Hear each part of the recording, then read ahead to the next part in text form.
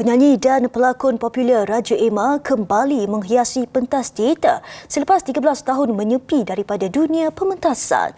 Kemunculan semula ikon seni era 80-an itu menjadi manifestasi azam baharunya untuk terus berkarya dan menyumbang kepada perkembangan industri seni tanah air. Laporannya dalam segmen seni dan hiburan. Menurut pelantun lagu jejaka idaman itu, keputusannya kembali ke pentas teater bukan kerana kurang tawaran berlakon. Sebaliknya, disebabkan minat terhadap dunia seni yang sudah sebati dalam dirinya. Bahaya Wanita tu 2012, 2013, 2014 macam tu. Lama sangat.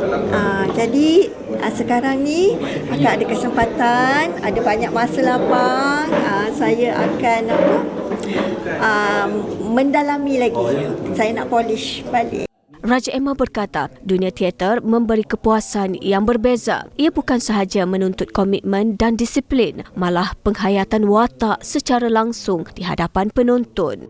Kali ini, Raja Emma memegang watak sebagai Mak Inang dalam teater musikal fantasi Tuah dan Teja arahan Eri Majid. Teater mengisahkan perjalanan Hang Tuah yang dilakonkan pelakon berbakat Johan Asari akan dipentaskan di panggung Bangsawan Melaka pada 4 Julai depan. Laksmana Hang Tuah seorang yang saya anggap besar. Jadi hari ini saya dapat tawaran itu, saya anggap diri saya kerdil. Dan apa pun saya ni tetap teringin sangat, teruja sebenarnya nak bawa watak Tuah itu. Teruja. Dan apatah lagi saya orang Melaka dan inilah pertama kali yang saya anggap satu peluang yang dekat sangat dengan hati saya. Dalam pementasan itu, Hang Tuah diperintahkan Raja untuk membawa pulang Tun Teja yang dilakonkan oleh Nurul Umi ke Istana Melaka. Tun Teja menjadi rebutan kerana kecantikan serta daulat yang dipercayai mampu membawa kemakmuran kepada sesebuah negeri.